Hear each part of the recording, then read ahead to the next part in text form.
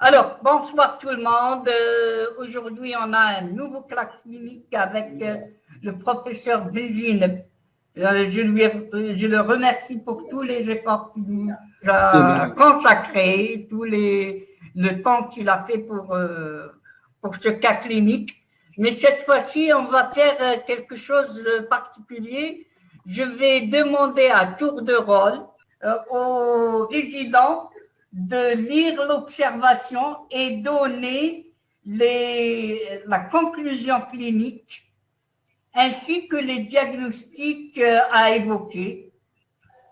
Et après, M. Benzinov va vous corriger votre rédaction. Donc, je donne la parole au docteur Pouchil, en premier lieu, s'il vous plaît. Très bien. Bonsoir, prof. Oui. Je commence la discussion du cas clinique. Donc, c'est une patiente âgée de 58 ans, sans antécédents particuliers, qui présente depuis 9 mois un syndrome anémique très mal toléré. Donc, à l'examen clinique, on a un syndrome cordonal postérieur avec une langue dépapillée, sans syndrome tumoral périphérique, ni syndrome infectieux, ni hémorragique.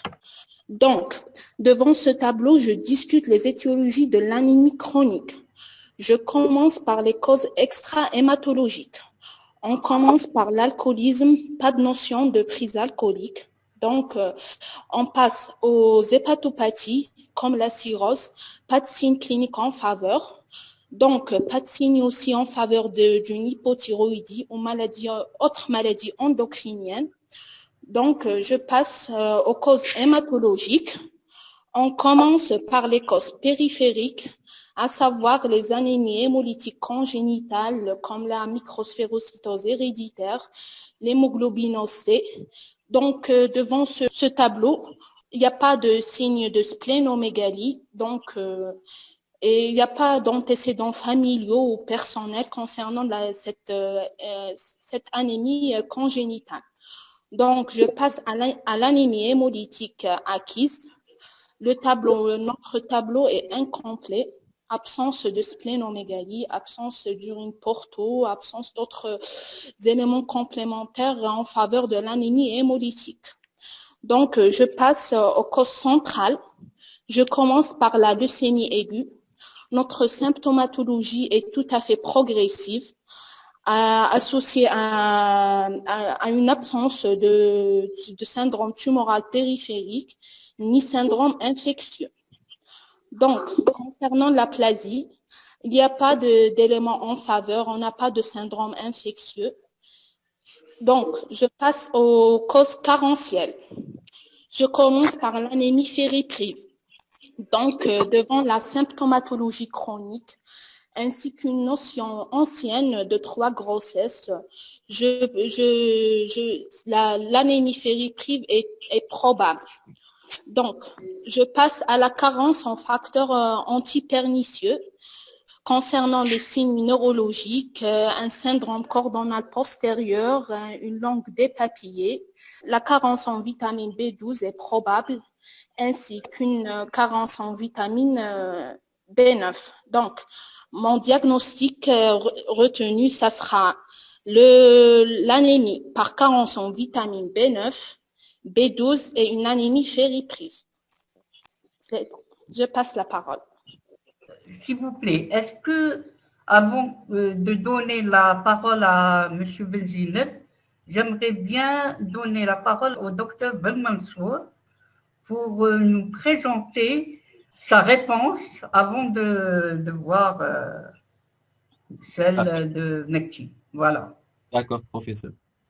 Donc, je commence par une synthèse. Il s'agit d'une patiente adulte âgée de 58 ans, sans antécédents particuliers, qui présente un syndrome anémique fait de pâleur cutanéo-muqueuse et dyspnée, d'effort et asthénie, associé à un subbutère conjonctival et des signes gastriques faits d'une glossite atrophique, c'est-à-dire une langue dépapillée, et des signes neurologiques faits de signes subjectifs en rapport avec syndrome cordonal postérieur, c'est la paresthésie, la perte de sang de l'orteil, après l'occlusion des yeux, abolition de la sensibilité vibratoire au diapason. Et un syndrome pyramidal fait d'hyperréflexie ostéotendineuse. Le tout sans syndrome infectieux ni tumoral, cliniquement décélable, le tout évoluant de manière chronique depuis 9 mois. La problématique, je suis devant un syndrome anémique associé à un subictère conjonctival et des signes digestifs et neurologiques qui me posent un problème diagnostique, thérapeutique et pronostic. Donc, je vais le discuter. La discussion, je commence par les anémies congénitales qui sont très peu probables, notamment les anémies hémolytiques congénitales de révélation tardive, compatibles avec l'âge du malade, évoquées devant le syndrome anémique clinique et le subictère, mais rapidement écartées devant l'absence de triade hémolytique, notamment la splénomégalie, l'absence des antécédents personnels et familiaux, et pas de notion de polytransfusion. Donc, je vais discuter maintenant les anémies acquises. Je commence par les anémies d'origine extra-hématologique, notamment l'insuffisance rénale avec des signes pour anémie chronique, mais absence de signes cliniques en faveur, notamment les œdèmes des membres inférieurs, l'oligoanurie. Donc, intérêt de faire un hémogramme et un bilan rénal complet. Je discute les anémies d'origine hépatique, notamment l'insuffisance hépatique chronique, avec des signes pour une anémie chronique et un subictère, mais absence de signes cliniques en faveur, notamment l'hépatomégalie, l'acide, l'angiome stellaire. Donc, intérêt de faire un hémogramme et bilan hépatique complet. Je discute les thyroïdies avec des signes pour une anémie chronique et une asthénie, mais absence de signes cliniques en faveur, notamment l'amaigrissement, la prise de poids, le goitre. Donc, intérêt de faire un hémogramme et un bilan thyroïdien. Je discute l'anémie inflammatoire, l'état inflammatoire chronique avec des critères pour une anémie hémolytique, mais il y a peu de signes d'inflammation, à savoir l'arthralgie, l'arthrite et les atteintes cutanées. Donc, intérêt de faire un hémogramme, VS, CRP, voire un EPP. Les anémies néoplasiques et les envahissements médulaires par un cancer solide avec des critères pour une anémie hémolytique, mais des critères contre, absence d'altération de l'état général, absence de signes généraux. Je discute maintenant les anémies de cause hématologique, notamment les anémies périphériques, d'origine périphérique, les anémies hémolytiques acquises auto-immunes ou mécaniques, avec des signes pour un syndrome anémique clinique et le subictère, mais absence de splénomégalie et les facteurs déclenchants par une prise médicamenteuse ou infectieuse. Donc, intérêt de faire un hémogramme, FSP, test de Cons-Diag. On passe maintenant aux anémies carentielles, les anémies d'origine centrale plutôt. Je commence par l'aplasie médulaire, évoquée devant le syndrome anémique, l'asthénie et l'absence de syndrome tumoral, mais reste très peu probable. Il y a absence de syndrome infectieux et hémorragique et même l'évolution de la maladie. Donc, intérêt de faire un hémogramme et FSP. Les syndromes myélodysplasiques avec des critères pour une anémie chronique et des critères négatifs, absence de signes de syndrome hémorragique et de syndrome infectieux, mais qui reste un diagnostic d'élimination. Maintenant, je discute les anémies carentielles, notamment les anémies fébriles avec des signes pour un syndrome anémique chronique, les antécédents gynécologiques, mais absence de signes sidéropéniques et présence des signes digestifs et neurologiques. Donc, intérêt de faire un hémogramme FSP et ferritinémie. Je discute les anémies mixtes avec des critères pour un syndrome anémique chronique, un syndrome neurologique et des signes digestifs et les antécédents gynécologiques et l'évolution chronique, mais absence de signes sidéropéniques.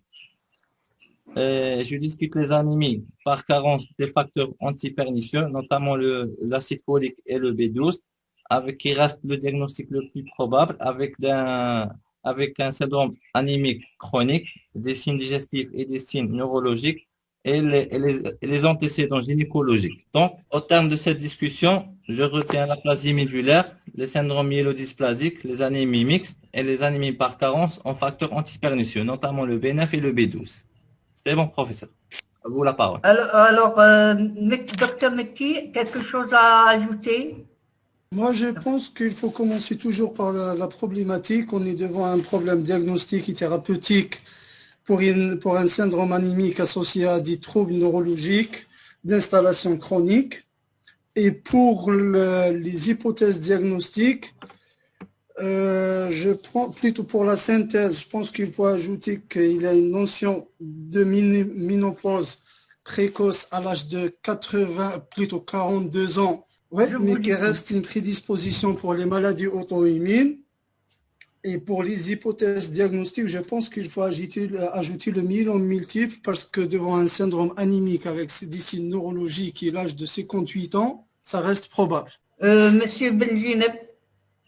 Oui. Oui, alors, à vous la parole. D'abord, je remercie les intervenants. Oui.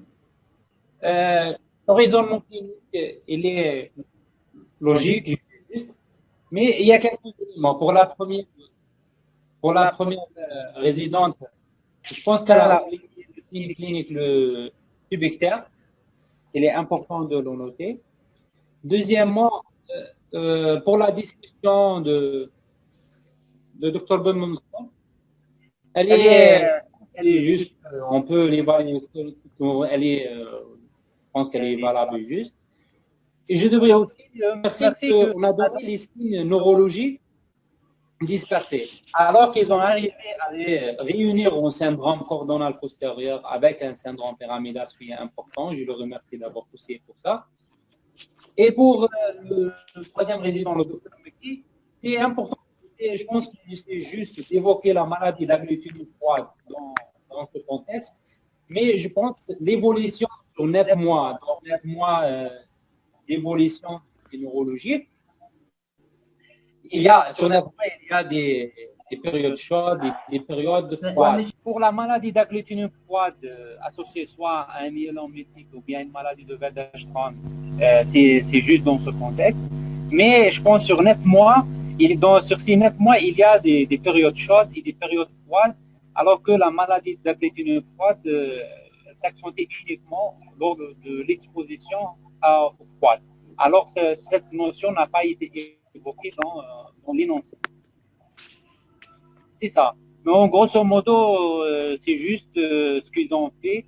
Mais sur la problématique que nous avons dans ce contexte, il y a un problème. Cette patiente évoque, elle a un problème de diagnostic. On devrait poser le diagnostic chez cette patiente. Elle a un problème thérapeutique aussi, mais il y a aussi un problème pronostique. Parce qu'elle a des signes neurologiques et on ne sait pas est-ce que ces signes neurologiques, est-ce qu'on va traiter ou bien elle va garder des séquelles. Voilà. Sur l'ensemble des examens, les diagnostics qui ont été retenus, je préfère que lorsqu'on évoque les diagnostics, soit on les évoque de plus probable vers le moins probable, ou bien inversement, c'est comme ça pour montrer aux enseignants et aux jurés qu'on maîtrise la question. La première résidente, elle a évoqué la carence en acide folique, la carence en vitamine B12, puis le fer. Je préférais soit qu'elle mette la vitamine B12 soit en avant, soit en après. D'accord, d'accord. Donc, voilà. Donc, est-ce qu'on peut passer à la deuxième partie? Ah, il y a quelqu'un qui a levé la main, je ne sais pas qui. Alors, je pense que c'est docteur Ayed Blieli, c'est ça? Oui, bonsoir. Bonsoir. S'il vous plaît, cher professeur, est-ce qu'on peut discuter les anémies hémolytiques? Oui. Anémie hémolytique congénitale, on l'élimine devant l'âge, les antécédents et tout. Et puis, on discute les anémies hémolytiques acquises, non immunologiques, puis immunologiques, HPN. Et après, on discute les anémies, on parle carence des facteurs antipernicieux. Alors, votre réponse, monsieur Benzineb? C'est comme ça que j'ai discuté le... Voilà. Oui, on peut discuter. Tu peux discuter ce que tu veux, mais est-ce que le diagnostic que tu peux l'évoquer, est-ce qu'il est probable ou non? Par exemple, dans ce contexte, chez cette patiente, est-ce qu'elle a la possibilité d'avoir une anémie hémolytique auto-immune, par exemple? Est-ce qu'on peut discuter ce diagnostic? Si vous avez acheté votre consultation, tu as reçu cette patiente. Elle a un syndrome ordonal postérieur, elle a un subictaire, elle a un syndrome anémique d'évolution chronique. Est-ce que peut évoquer des anémies hémolytiques auto-immunes ou non? Je pense que si tu les évoques, c'est juste, Oui. mais même si tu ne les évoques pas, c'est pas faux. Merci, Monsieur Benzineb. Maintenant, je pense qu'on devrait passer à la deuxième partie de ce cas clinique et donc vous allez afficher les examens complémentaires. Ibrahim, un petit mot, s'il vous plaît. Oui. Pour l'interprétation des examens complémentaires, j'aimerais bien que les résidents interprètent correctement l'examen complémentaire et citent l'indication de l'examen complémentaire. Vous pouvez nous afficher, Monsieur Benzineb, la partie sur les examens complémentaires? C'est bon? Oui, c'est bon. C'est bon. Voici les examens complémentaires. Docteur Mansour, Oui, professeur. Je commence. vous pouvez répondre à cette partie, D'accord. s'il vous plaît. Donc, au total, je suis devant un syndrome anémique associé à un subictaire et des signes neurologiques et des signes digestifs. Donc, pour mieux étayer mon diagnostic, je demande un hémogramme complet avec un taux de réti et un frottis du sang périphérique. D'accord. Bon, pour l'hémogramme, les globules rouges sont diminués à 1,2 million par millimètre cube. Une anémie sévère à 6 grammes par décilitre, macrocytaire à VGM 112, normochrome à 33%, un taux de réti calculé à 24 000, donc c'est une anémie sévère, macrocytaire, normochrome à régénératif. Le taux de globules blancs est normal à 3500 éléments avec une répartition harmonieuse au frottis, avec des PNN à 1440, des éosinos à 36, des bases à 0, des lympho à 1620 et des monocytes à 504. Une thrombopénie modérée, supérieure au seuil hémorragique à 70 000. Donc, conclusion, c'est une anémie sévère, macrocytaire, normochrome, régénératif, une thrombopénie modérée. Reste à confirmer au frottis sanguin. Au frottis, on a les globules rouges, une anomalie de taille et de forme avec une anisocytose et poikilocytose et macrocytose. Les globules blancs, on a une DPNN hyper segmentée et la thrombopénie est confirmée au frottis avec deux croix, c'est-à-dire entre 50 et 100 000. Donc, effectivement, il s'agit d'une anémie macrocytaire et thrombopénie modérée confirmée au frottis avec des PNN hyper segmentés. Devant ce cas, je vais demander un mélogramme. S'il vous plaît, docteur Mansour, est-ce que je peux donner la parole à quelqu'un d'autre? Quelqu'un qui ne voulait pas participer, oui, bien sûr. Mais docteur Kouhil, est-ce que vous allez répondre de la même façon? Docteur Oui, prof, oui. Oui, allez-y. Pouvez-vous m'interpréter l'FNS et le frottis de sang, s'il vous plaît? Oui, prof. Donc, on commence par une FNS. Devant cette FNS, on a une anémie à raison de 6 grammes par décilitre avec une macrocytose franche à raison de VGM à 124. Donc, normochrome, le CCMH à 33%. Donc, à régénératif, la valeur absolue de réticulocytes par rapport au nombre total des globules rouges est à raison de 26 000. Donc, on a une leucopénie à raison de 3600 de blanc et une thrombopénie à 70 000 d'éléments par millimètre cube. Donc, c'est une pancytopénie. C'est une anémie macrocytaire normochrome arégénératif associée à une pancytopénie. Donc, on va poursuivre le diagnostic par la demande d'un FSP. Donc, l'FSP, on a les globules rouges, on a une macrocytose, donc associée à des anomalies de taille et de morphologie de globules rouges, comme l'anisocytose, la poikilocytose. Donc, la répartition, on a un équilibre leucocytaire conservé. PNN sont à 1440, les polynucléaires eosinophiles sont à 36, les polynucléaires basophiles sont à 0, les lymphocytes à 1620, les monocytes à 504. On a aussi des polynucléaires hypersegmentés. Donc, devant une macrocytose franche et absence de double population de globules rouges, à savoir les microcytes aussi, j'élimine la carence sans fer. Donc, devant cette anémie macrocytaire et normochrome arégénératif associée à une pancytopénie, je dois indiquer une ponction de moelle osseuse.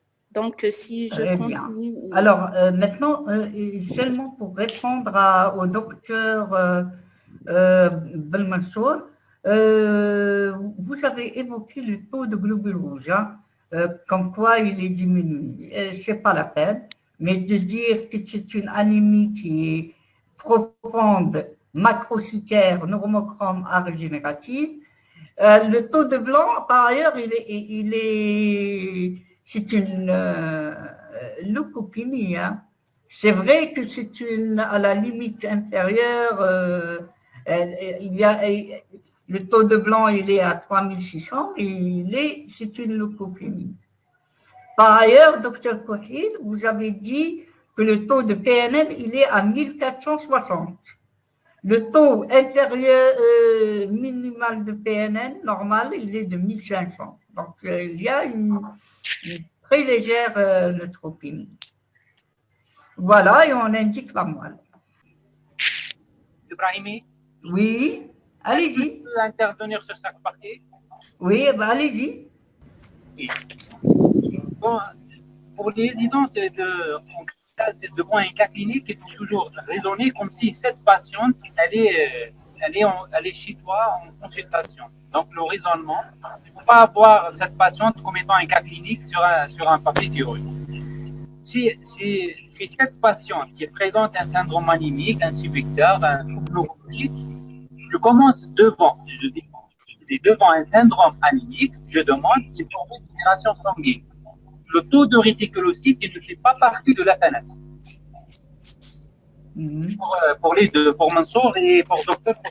Oui. Le taux de réticulocytes, ce n'est pas partie de la FNS.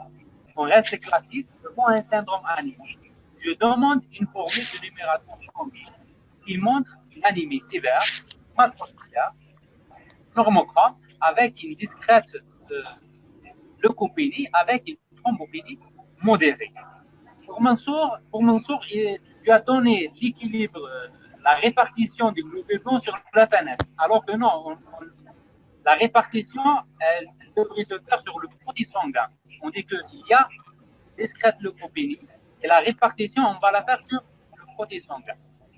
Devant cette formule, il y a une anémie sévère. Je demande un taux de réticulocytes pour savoir si l'anémie elle est d'origine centrale ou bien périphérique. Le taux de réticulocytes il est à 24 000. Donc, je suis devant une anémie macrocytaire normochrome arégénérative.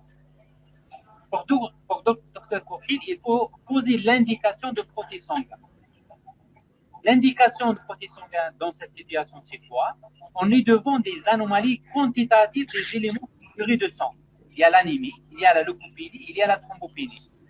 On dit devant les anomalies qualitatives des éléments figurés de sang, je demande un protéine sanguin pour une analyse qualitative de ces éléments.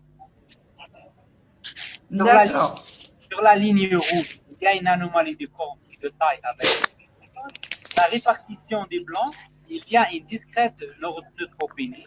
Les PNN sont hypertrophiques. Mais je préfère de signaler qu'il n'y a pas de cellules anormales. Il y a une absence des cellules anormales sur le frottis sanguin. Il y a une elle est modérée.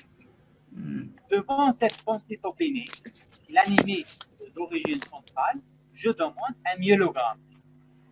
Voilà, et docteur Mekki, s'il vous plaît.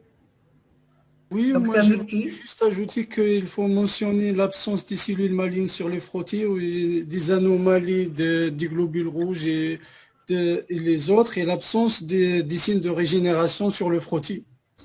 Désolé. Pour docteur Mekki. Oui. Il faut faire attention. La macrocytose, elle peut être un signe de régénération. D'accord. Il ne faut pas signaler l'absence de signe de régénération sur la FSP. Parce que les réticulocytes ont une forme plus grande que les globules rouges. Oui. Une macrocytose peut être un signe de régénération. Oui, tout Donc, à fait. il faut parler de la régénération sur le taux de réticulocytes. Très bien. Oui, tout à fait, tout à fait. Ça c'est vraiment très examen, hein, très cas clinique examen, parce que les FNS et les frottis de sang, leur indication et leur interprétation a vraiment changé cette dernière décennie. Hein. Maintenant, on a des hémogrammes à 26 paramètres, mais il faut répondre comme ça à l'examen. C'est vrai. Pour Dr. Fouhil, malgré que tu as dit plein de bêtises dans la partie clinique, quand même, tu t'es rattrapé sur l'hémogramme et le frottis un petit peu. Alors, je te donne la parole pour terminer. Allez-y. Donc, devant cette pancytopénie, on indique la moelle osseuse, la ponction de moelle osseuse. On a une moelle riche bleu, vu la basophilie du cytoplasme. Donc, c'est une moelle mégaloblastique associée à une hyperplasie érythroblastique qui doit être dans les normes entre 15% et 30% de la moelle osseuse. Donc, associé à un gigantisme cellulaire à type de métamyélocyte et myélocyte de grande taille. Donc, il s'agit d'une anémie macrocytaire avec mégaloblastose franche. Ici, je retiens le diagnostic d'une carence en facteurs antipernicieux. C'est la vitamine B12 et la vitamine B9. Est-ce que vous avez le droit de le faire? Bon, docteur Mansour? Oui. Oui, À peu près, quelque chose à demander, à ajouter, pardon? À peu près, j'ai fait la même chose, mais j'ai pas évoqué l'anémie par carence en facteur antipernicieux. Voilà, pas maintenant, oui. Le subictère, vous l'avez oublié. Les non carentiels et les carentiels. Le subictère, vu que la patiente présente le subictère, donc la bilirubine est très importante et le taux d'LDH pour confirmer une hémolyse ou infirmer une hémolyse. Monsieur Benzine. Puis pour l'interprétation du myélogramme, dans cette interprétation, on a une qui est riche. Deuxièmement, il y a une hyperplasie de la lignée érythroblastique avec un aspect mégaloblastique. Si en général on retient ça, et aussi on devrait ajouter toujours qu'il y a absence des cellules malignes, anormales. C'est ça l'important. Et pour Dr. Fouhil, normalement, on n'évoque pas une carence en facteur antipernicieux. Voilà, sur le myélogramme. Même si c'est une anémie mégaloblastique, il y a des cas où dans certains syndromes myélodysplasiques, il y a un aspect mégaloblastique. Et le bilan d'hémolyse Le bilan d'hémolyse, ma patiente présente un subictère, donc je devrais confirmer la présence d'un syndrome d'hémolyse par un bilan biologique, le bilirubine total direct pour calculer le bilirubine indirect, et avec un taux de LDH. Dans ce cas-là, on a un bilirubine indirect qui est élevé, avec un taux de LDH élevé qui confirme l'hémolyse. Voilà pour cette première partie. Est-ce que quelqu'un veut lever la main et On peut ajouter juste la phrase en faveur d'un avortement cellulaire médulaire? Monsieur Belzilem?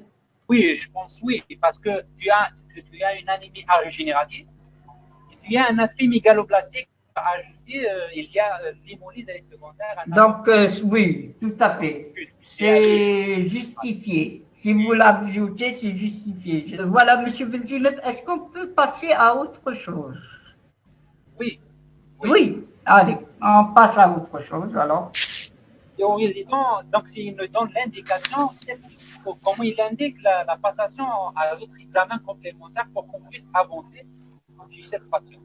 D'accord. Alors, on commence avec Dr Mansour ou encore... Dr Ranoukani, elle est à côté de moi. Est-ce que vous voulez nous donner les autres examens à demander tout en les justifiant, s'il vous plaît? Alors. Devant cette anémie macrocytaire mégaloblastique, Voilà. Il faut chercher l'étiologie. On a les causes carentielles et les causes non carentielles. D'accord. Pour les causes non carentielles, on a l'hypothyroïdie qui peut donner une macrocytose, syndrome myélodysplasique,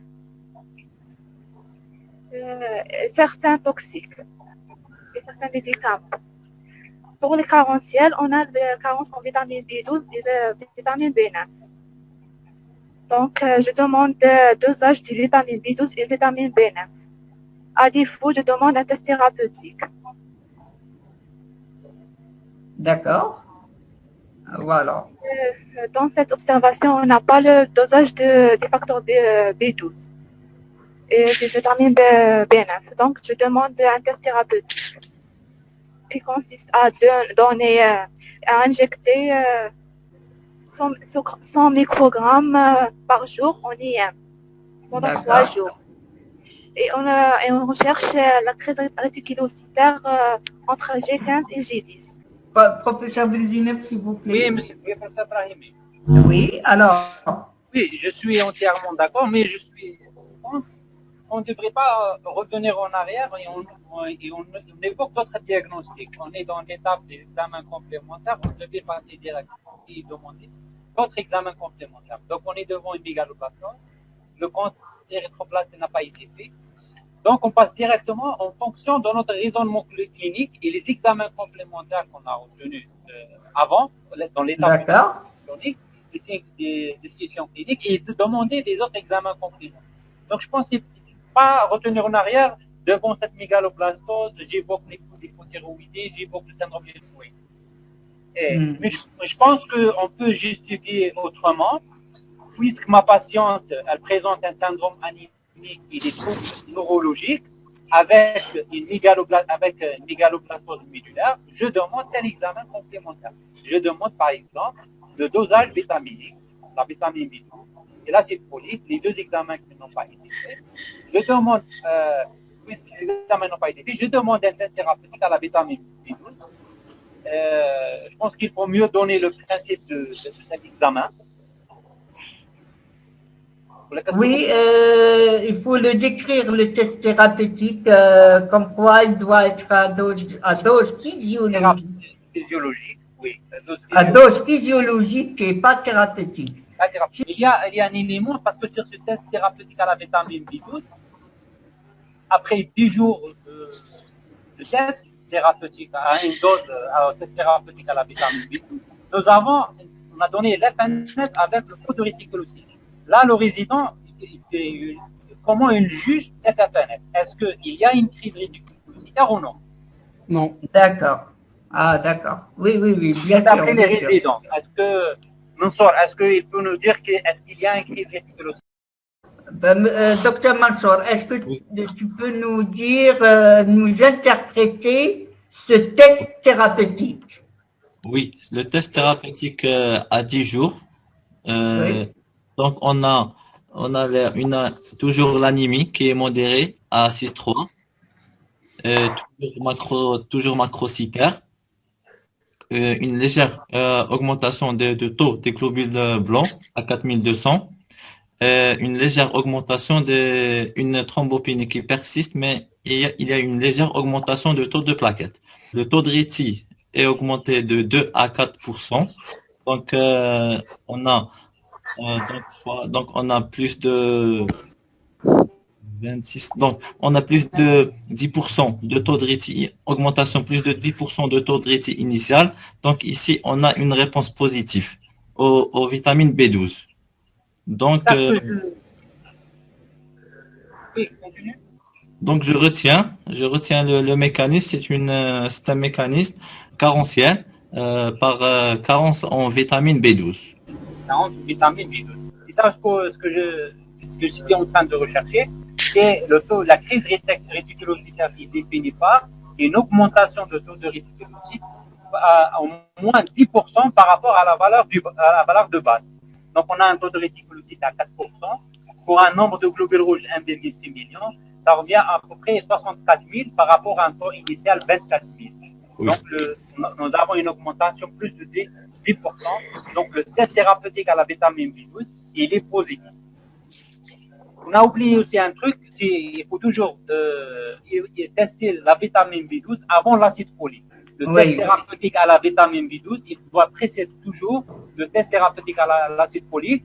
Pourquoi? Parce que des fois, si un patient il a carence en vitamine B12, si vous mettez l'acide folique, il peut avoir faussement une augmentation de taux de réticulocyte et ça va fausser votre diagnostic. Je pense. Maintenant, pour le reste des examens complémentaires. Examen complémentaire, M. Brahimi, ou bien une conclusion? Parce que là, on est arrivé à une étape cruciale. Oui, c'est une conclusion. Premièrement, une conclusion et après, docteur Kouhil. Oui, docteur. Oui, prof. Alors, vous pouvez nous donner une conclusion de ce test thérapeutique et après, on continue avec les examens complémentaires. Prof, j'ai une question avant, s'il vous plaît. Prof, quand j'ai posé le diagnostic d'une anémie, d'une carence en facteur antipernicieux selon le myélogramme, vous avez dit qu'il y en a d'autres diagnostics. On ne peut pas passer à côté d'un ictère. Mais comment, après le myélogramme, on a demandé directement des tests thérapeutiques. Donc, on a penché absolument vers l'anémie. Oui. Est-ce que je peux intervenir? Bien sûr. Oui, pour Dr Kouhil, là, même si on est devant un myélogramme, c'est un contexte global. C'est une patiente qui a des signes cliniques. Et aussi, on est devant certains résultats des examens complémentaires. On a dit qu'au départ, on retient, par exemple, je pense que vous avez retenu la carence en acide folique, le fer et la vitamine B12. On a dit aussi on peut ajouter le syndrome myélodysplasie. C'est un ensemble en fonction de votre disque clinique, en fonction de votre raisonnement clinique, qu'on enchaîne le reste des examens complémentaires. À ce niveau-là, après votre raisonnement clinique, donc la carence en fer a été éliminée. Il nous reste la carence en vitamine B12, la carence en acide folique et probablement un syndrome myélodysplasique. Si on garde ces trois examens complémentaires, le syndrome myélodysplasique, la carence en acide folique et la carence en vitamine B12. Quel examen complémentaire demandez-vous chez une patiente qui présente un syndrome anémique avec un syndrome neurologique? Je pense que c'est très justifié de passer directement au dosage vitaminique et par défaut, on complète par un test thérapeutique à la vitamine B12 et aussi à l'acide folique. C'est bon, docteur Kouhil, ça répond à votre question? Oui, prof, oui. Est-ce que vous êtes convaincu ou pas encore? Oui, je suis convaincu, prof, oui. Eh bien, tant mieux. Alors, on continue. Docteur Kouhil. Oui, prof. Est-ce qu'à ce moment-là, tu peux nous faire une conclusion? Parce que là, nous sommes dans une étape importante dans notre raisonnement clinique et biologique. Donc, nous avons arrêté de poser le diagnostic positif. Donc, à ce moment-là, nous avons besoin d'une conclusion. chez cette Il faut patiente. faire une conclusion. Concernant le diagnostic final, Oui, Concernant bien ce qu'a la positif. patiente avait, depuis le départ, depuis l'observation clinique jusqu'à ce moment-là. Jusqu'à le diagnostic positif. Oui, là, on est à un diagnostic positif. donc devant les symptômes cliniques, les données cliniques et les données biologiques, on est devant une anémie macrocytaire normochrome arégénérative associée à des troubles neurologiques qui sont typiquement spécifiques du déficit en vitamine B12. Donc, dans ce contexte-là, le syndrome cordonal postérieur ou le syndrome neuroanémique, on a pu éliminer le déficit en vitamine B6. Bien sûr, si on n'a pas, bien sûr, le dosage des vitaminiques et bien sûr, avec le test thérapeutique, on commence par le dosage de la vitamine B12. On donne de 1 à 2 microgrammes par jour pendant 3 jours. Ça peut aller jusqu'au 7e jour. Et puis, on fait une FNS et un taux de réticulocytes. Donc, et on conclut selon le pic du réticulocitaire ou Alors, qu'est-ce que vous concluez? je conclus que c'est une anémie, c'est un déficit en vitamine B12. Voilà. Oui, alors, docteur Ben Mansour, qu'est-ce que vous concluez? À quoi vous pouvez conclure ici? Donc, il s'agit d'une patiente âgée de 58 ans, sans antécédent, qui présente une anémie macrocytaire agénérative mégaloblastique, avec un test dans le mécanisme qui était carentiel, avec un test de thérapeutique de la vitamine B12 positive. Donc, je dois chercher l'étiologie. Très bien. Docteur Mekki, vous êtes avec nous? Oui. Pour moi, au total, c'est une patiente âgée de 58 ans sans antécédent qui présente une anémie par carence en vitamine B12, diagnostic posé devant le syndrome anémique associé à un syndrome neurologique cordonal postérieur et pyramidal avec des signes digestifs, devant l'anémie macrocytaire arégénérative avec mégaloblastose médullaire avec l'absence des cellules malignes sur le myélogramme et le test thérapeutique aux vitamines B12 positif. Professeur Benzine. Oui, moi je conclus, je pense à une conclusion, on devrait simplifier la conclusion. Voilà, parce que là vous avez repris tout. C'est pas faux, ce que vous avez fait, mais vous avez pris beaucoup de temps de conclure cette patiente. Je pense que si on peut conclure cette patiente, elle est âgée de 58 ans, sans antécédents particuliers, présente une anémie par carence en vitamine B12, diagnostic posé par un test thérapeutique, ou bien on ne peut même pas de l'évoquer qu'il y a le diagnostic. Voilà, c'est direct, c'est bref. Et... Je préfère, parce que je crois lors de l'examen, avec le stress, on oublie certains examens, certains signes cliniques ou bien certaines complications qui ont un impact dans le traitement. Oui. Parce que cette patiente, elle a une anémie par carence en vitamine B12, mais elle a un syndrome cordonal postérieur. Le traitement diffère par rapport à une patiente qui présente une carence en vitamine B12 tout court, sans syndrome neuroanémique. Je préfère à chaque conclusion vous ajouter ce critère qui est, pour ne pas oublier, vous ajoutez qu'elle a une carence vitamine B12 associée à un syndrome cordonal postérieur, et dans la conclusion finale, comme ça vous n'oubliez pas ce syndrome cordonal postérieur qui nécessite une prise en charge particulière. Bien, qu'est-ce que vous pensez, M. Brahimi? Tout à fait, c'est ça ce qu'il faut faire, parce que tout ce qui est superflu, il ne faut pas trop insister, il faut aller de droit vers le but. Quoi. Très bien. Docteur Mekki, oui, prof. Est-ce que et après, après avoir posé le diagnostic positif, qu'est-ce qu'on va faire? Il faut chercher le mécanisme. Voilà, allez-y. Pour le mécanisme, on a soit par carence d'apport, c'est pas le cas, devant les bonnes conditions socio-économiques et la patiente elle n'est pas végétarienne, soit par malabsorption. Pour confirmer le mécanisme de malabsorption, il faut demander le test de Schilling qui précise le siège soit intestinal ou gastrique. Donc, je pense qu'il faut décrire en même temps le principe du test. Dans le cas clinique, je ne pense pas. Pour Dr Meki, le test de Schilling actuellement est abandonné. Hein. Est abandonné, hein. Est abandonné. Oui. Même si ne le décide pas, c'est pas. Il est complètement abandonné. C'est de l'histoire. On donne la parole à quelqu'un d'autre. Hein. Allez, docteur Guilou, vous allez terminer cette partie pour le mécanisme. Qu'est-ce que vous en demandez? Ou l'étiologie? Oui. À l'absorption, je demande fibroscopie autogastro-duodénale. D'accord. Plus une biopsie.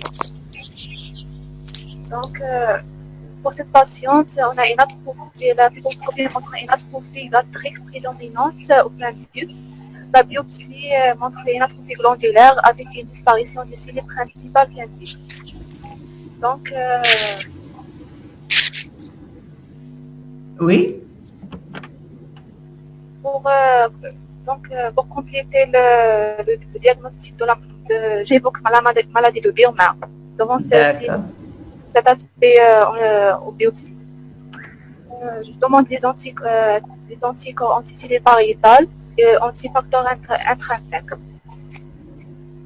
D'accord. Pour ces patients. Docteur Kouhil, qu'est-ce que vous en pensez? Oui. Selon les données cliniques, on penche vers la malabsorption. Donc, on demande une fibroscopie œsogastro-duodénale qui revient en faveur d'une atrophie gastrique, donc complétée par une biopsie qui aussi revient en faveur d'une gastrite atrophique avec disparition des cellules phendiques.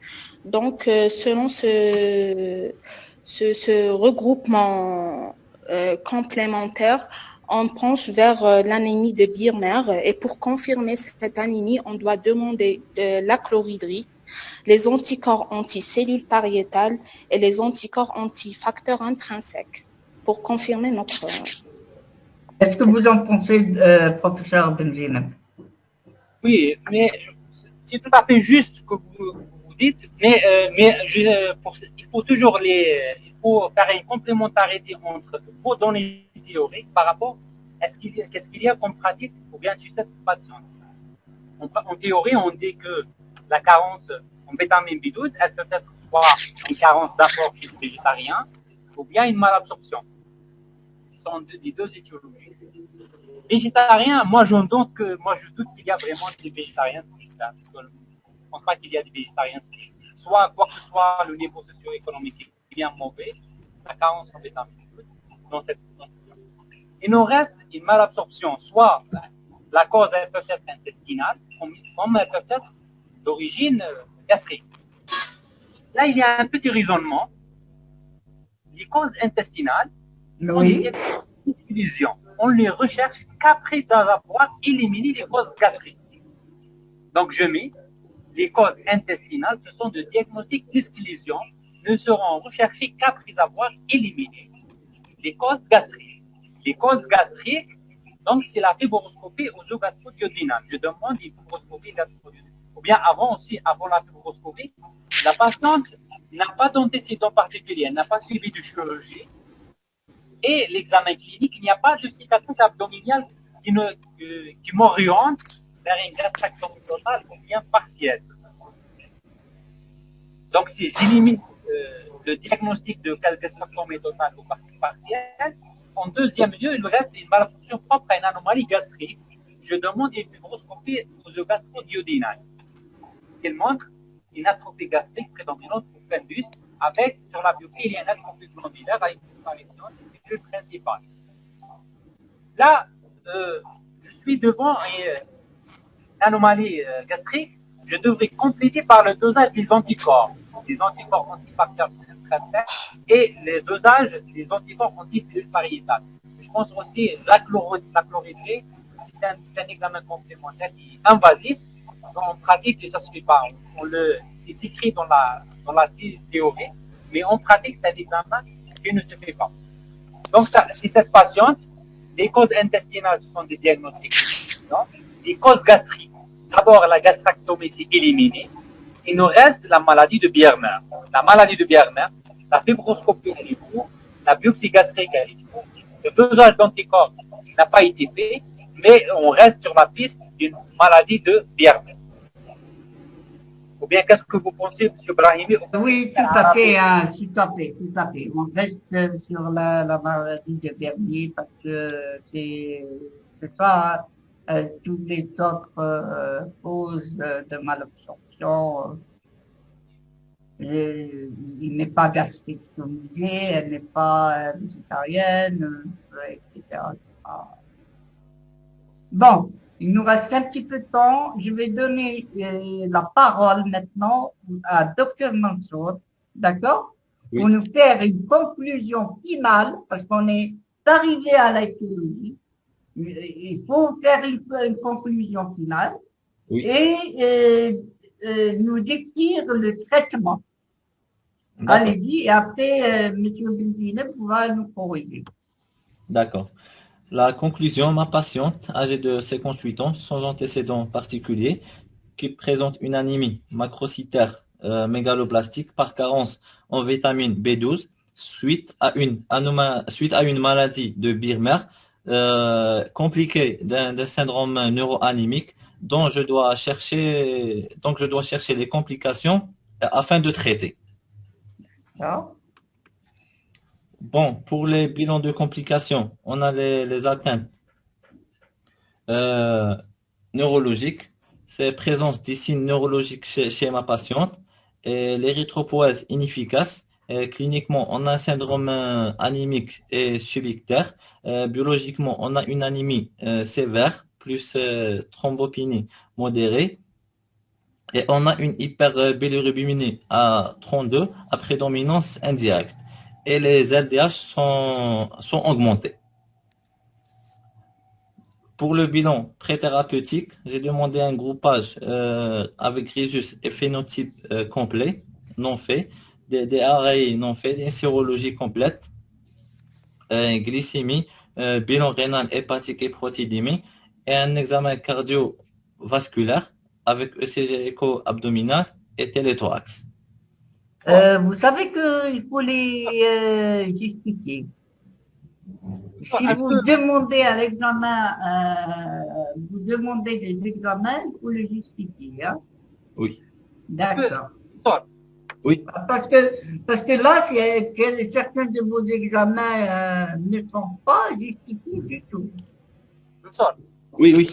Si, par exemple, si dans votre consultation, tu as reçu cette patiente, Oui. est-ce que tu demandes l'examen complémentaire thérapeutique?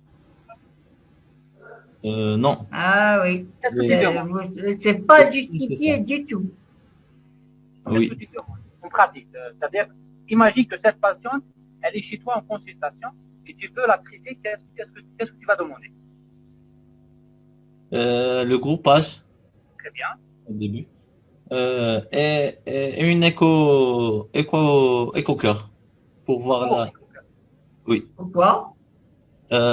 Pour chercher un dysfonctionnement cardiaque, pour calculer la fraction d'éjection. Est-ce que tu demandes, est-ce qu'on demande dans les anémies? Non, normalement, on ne demande pas. Est-ce que vous demandez une écho-cœur pour une anémie qui est mégaloblastique? Non. Franchement, vous avez plein de malades qui viennent pour des anémies. Est-ce que vous allez demander une écho-cœur pour tous les... Ah, non. Oui. Tu vas demander le bilan pré-transfusionnel. Oui. Oui, ça, oui. À la rigueur, et une glycémie pour le dépistage parce que le diabète, il est vraiment fréquent. Diabète et... Ça n'a rien à voir avec le traitement, hein, c'est pour le dépistage. Oui. Oui. Mais le bilan pré-transfusionnel est important. Là. À part ça, non. les coqueurs, l'hépatique, etc. Non, pas du tout. Je regrette. Allez-y, et après? Oui. Moi, je crois que le bilan préthérapeutique est standard pour tous les... Non, Non, Non, non, non, non, non, au non, cas pas par du tout. c'est cas par cas. cas. C'est du cas par cas. Oui. Dans une anémie qui est mégaloplastique, on ne demande pas une coqueur, on ne demande pas une hydrohépatique. Oui. Allez-y, on continue. D'accord. Alors, Le but du Euh, traitement, pour le traitement, le but, c'est corriger l'anémie et corriger l'éventuel syndrome neuroanémique, restaurer les réserves et le traitement étiologique. Puisque c'est possible, c'est beaucoup plus la prévention. là, il faut nous citer directement les...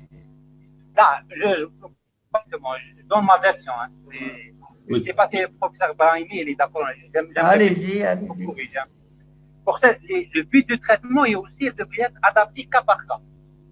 D'accord. Là, le but du traitement chez cette patients, quel est mon but dans le traitement? Le but du traitement, c'est d'abord de corriger l'anémie. Deuxièmement, restaurer les réserves. Deuxièmement, traitement des complications ou bien le syndrome neuroanémique, comme tu as dit. Tu as cité le traitement étiologique, alors que une maladie de Bierner ne se traite pas. Voilà. Traitement étiologique. C'est le dépistage des complications. C'est un but dans le traitement, c'est le dépistage de complications de la maladie de Bierner. D'accord, c'est ça. Tout à fait, tout à fait. Tout à fait. L'étiologie, vous l'avez. C'est un dernier. Donc, vous n'allez pas traiter l'étiologie. Ça ne se traite pas. Vous allez donner un traitement substitutif à vie. Oui. Voilà. Et donc le but, il est substitutif. Il est substitutif pour corriger l'anémie et restaurer les réserves. Et substitutif pour corriger le syndrome neuroanémique. Point. Allez-y. Je continue. Oui, oui, oui.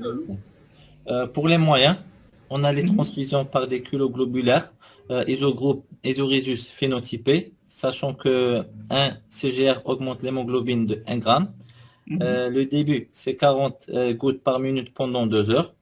Les effets secondaires, on a l'immunisation, les infections virales, les surcharges volumiques et les surcharges en fer. Les indications, c'est les anémies mal tolérées ou c'est les pronostics vital est mis en jeu. On a la vitaminothérapie, notamment la vitamine B12. Les présentations, on a l'hydrocobalamine avec des ampoules de 100 et 1000 microgrammes par 2 millilitres et les cyanocobalamines, des ampoules de 100 et 1000. C'est des injections en IM avec des effets secondaires, des douleurs en point d'injection, un risque allergique et la coloration rougeâtre des urines. Professeur, est-ce qu'on peut ajouter ici l'acide folique ou c'est pas la peine? Non. Votre patiente, les moyens que vous devriez utiliser chez cette patiente. Oui. C'est tout. Donc, que la vitamine B. Pour la vitamine B. Oui. Oui. Un autre élément, Moussoul. Oui. Moussoul. Oui. Actuellement, ça existe aussi la vitamine B12 en comprimé. D'accord. Une vitamine B12, c'est des comprimés de 250 mg. C'est des comprimés de vitamine B12 associés au facteur intrinsèque. C'est des comprimés de 250 mg qu'on peut les utiliser dans la carence en vitamine B12. Certes, il existe certains compléments alimentaires qui contiennent de la vitamine B12, mais parce qu'il n'y a pas du facteur intrinsèque, on ne peut pas les utiliser dans le traitement de la carence. Oui. Mais à ce moment-là, dans ces dernières années, ça existe la vitamine B12 féroce. Et moi, j'ai utilisé chez certains patients, ça donne aussi des bons résultats, c'est la même chose. Donc, il faut ajouter ça dans les moyens de la vitamine B12 en comprimé. Ça, c'est Est-ce que bien. vous avez- Mais l'acide folique, c'est une erreur aussi. Hein. On passe aux indications. Je pense qu'on va passer aux indications et après, on va voir le suivi. Très bien. Qui nous donne J'ai une question. Oui. Est-ce que la réponse au traitement pour la forme injectable et la forme en comprimé, est-ce que c'est la même? C'est la même, oui. C'est la même, d'accord. C'est la même chose. Mais sauf pour votre information, la vitamine B12, elle n'est pas commercialisée en Algérie. Elle n'est pas encore commercialisée. D'accord. J'ai utilisé chez 2 patients qui sont sous 5 ans. Et j'ai pas voulu mettre avec la forme intravineuse avec le risque anaphylactique. Ils ont des parents à l'étranger. Ils m'ont ramené la vitamine B12 féroce. Ça marche très bien. C'est la même chose que la vitamine B12 injectable. C'est un comprimé par jour pendant 1 mois. Donc, tu auras la correction de taux de l'hémoglobine avec la restauration de réserve. Et tu continues un comprimé tous les jours pendant 1 mois, chaque mois, pour le traitement préventif.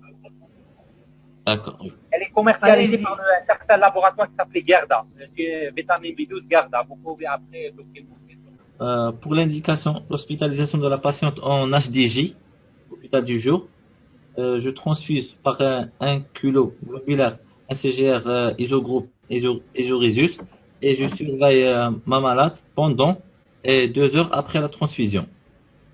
Je commence une vitaminothérapie par la B12. Ici, il y a plusieurs protocoles. Il y a des protocoles spéciaux pour l'anémie de Birmer. Je l'ai trouvé à 1000 microgrammes par jour pendant 5 jours. Puis 1000 microgrammes par semaine pendant 1 mois. Puis 1000 microgrammes tous les mois et à vie. Est-ce que docteur Meki, Oui, Oui, est-ce que tu transfuses cette patiente? moi je transfuse, oui. Est-ce que tu transfuses cette patiente? J'entends pas, ma prof. Ah, là, j'ai posé une présidente pour courir. Est-ce que toi aussi tu transfuses cette patiente? Oui, prof. Généralement, on ne transfuse pas dans une anémie de Birmer. On commence directement par le traitement de fond, par les injections de la non, vitamine. pas parce que c'est une anémie de Vernier. Non, non, non, non. Non. Parce que est-ce elle tolère son anémie ou pas? C'est ça. Selon le cas clinique, elle ne tolère pas son anémie. Elle se plaigne de dyspnée, de gêne respiratoire, donc il fallait la transfuser. Allez, la Mansour. Oui, oui. Si tu peux pas avoir une patiente qui me la transfuse, je pense que c'est le cas du service. Vu le taux d'hémoglobine qui est inférieur avec des signes oui. Il faut raisonner une chose, toujours la théorie et la tolérance, comme la théorie là. Oui. Est-ce que cette patiente, si elle est chez toi, tu la transfuses? Normalement, non. Ils disent que dans les anémies carentielles, tu transfuses la patiente si le contexte vital est mis en jeu. Si par exemple cette patiente, elle est cardiaque et tout, oui, je la transfuse. Mais même s'il y a des signes d'intolérance, même à ça, la réponse à la vitamine B12 ou l'acide folique, elle est très rapide. Oui. De préférence de ne pas les transfuser. Pas pour les transfuser, mais il faut mieux éviter les transfuser. Oui. Je pense. Hein. Dans les indications des anémies carentielles, la transfusion dans les anémies carentielles, c'est le pronostic vital qui est mis en jeu. Monsieur Belzineb, je vais arrêter le partage et je vais partager mon écran, d'accord? Ok. Je vais partager mon écran. Voilà, vous voyez, est-ce que vous arrivez à voir? Non? Non. Non, pas encore? C'est bon. C'est bon, normalement c'est bon. Hein. Ça va venir. D'accord. Est-ce que vous arrivez à voir que cette diapo où il y a le protocole? Oui. C'est ça. En fait, c'est 1000 gamma par jour pendant 5 jours. Et après, on passe à 1000 gamma par semaine pendant 1 mois. Et À la fin, c'est 1000 gamma tous les mois à vie. C'est ça? Oui, j'ai fait la même chose, oui. Allez-y. On termine pour les indications et le suivi. Meki, est-ce que tu donnes le traitement vitaminique chez cette patiente? Oui, bien sûr. On utilise ce protocole? Comment? Est-ce que tu utilises ce protocole? Oui. Oui, actuellement, c'est le protocole recommandé. Moi, Et- actuellement, je suis au CHU de Montpellier. On utilise toujours le même protocole. Voilà. Et il est recommandé par l'OMS, je pense. Oui. Voilà. Ah, Meki, désolé. Oui. عندك هذا البروتوكول. Ce protocole, il est عندك. Oui. عندك هذه la patiente. هذه la patiente, comment tu vas utiliser ce protocole? L'indication. Est-ce que chez cette patiente, tu vas utiliser 1000 microgrammes par jour pendant 5 jours? Oui, 1000 microgrammes par semaine pendant un mois. Et puis, 1000 microgrammes tous les mois à vie. Généralement, oui. Là, Sauf que là, depuis 2-3 mois, on fait une injection un jour sur deux, de 1000. لا لا معليش لا لا 2000 ولا لا le point de détail اللي قلت لك من قبيله un signe clinique une prise en charge particulière il faut toujours le citer là عندك un syndrome coordonal postérieur Jusqu'à la disparition. là j'utilise 1000 microgrammes par jour pendant 5 jours oui 1000 microgrammes par jour pendant un mois j'ai un mois 1000 microgrammes par semaine sur plusieurs mois jusqu'à la disparition du clinique ou bien leur stabilisation. Et je passe au traitement préventif. Est-ce que vous êtes d'accord ou pas? C'est ça.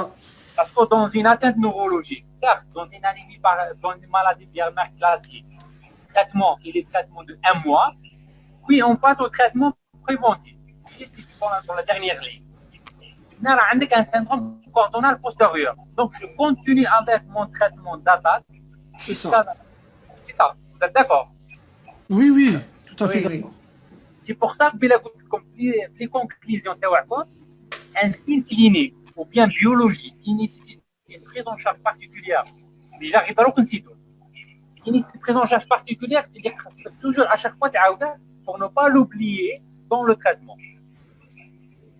Parce que je pense dans ce cas clinique comme ça, elle a un syndrome coordonal.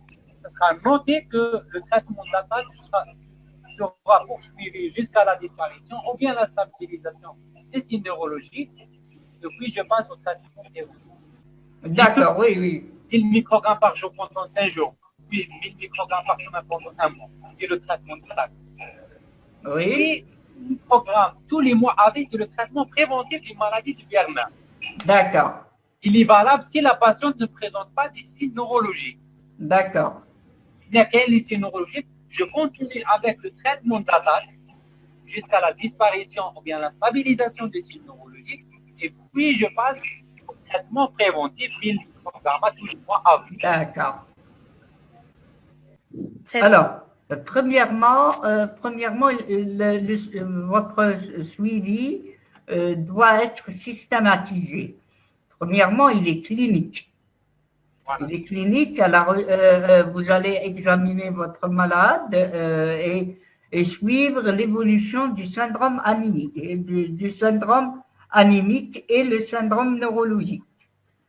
Après, il est biologique, parce que vous allez voir est-ce que le taux d'hémoglobine augmente et il n'augmente pas, etc.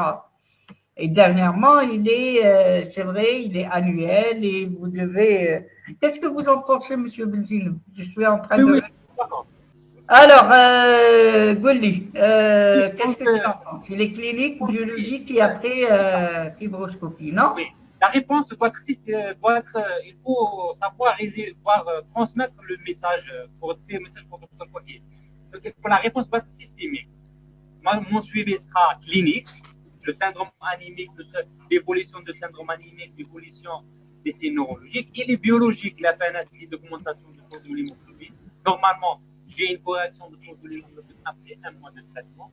Il est aussi gastrologique ou bien endoscopique et fibroscopique aux oesogastrines, mais je pense tous les 2 ans, je ne pense pas tous les ans. Tous les 2 ans pour le risque d'une transformation maligne. Voilà. La dernière partie, c'est le pronostic. Qu'est-ce que vous pensez comme pronostic c'est cette partie? Le pronostic. Le pronostic, Mansour ou Lamki? Le pronostic à la base, il est bon. Oui, il est bon. Immédiatement, il est bon. Il faut juste surveiller l'évolution clinique et gastrologique. À long terme aussi, il est bon si on assure une surveillance stricte et annuelle. Oui, mais écoutez, on reste toujours sur l'idée de professeur Brahimi que la réponse doit s'estimer. Tu as une patiente qui a une anémie, les éléments importants, une anémie 46-12, il y a des signes neurologiques qui peuvent ne pas disparaître et tu as une pathologie qui risque de se dégénérer. Oui. Donc le pronostic de l'anémie, il est bon. Le pronostic des signes neurologiques, cette patiente, elle peut garder des séquelles malgré le traitement. Donc, il y a aussi un risque de dégénérescence de la maladie de Birn. Très bien. Pensez ça. Voilà. C'est ça. Vous pensez qu'on peut Brahimi.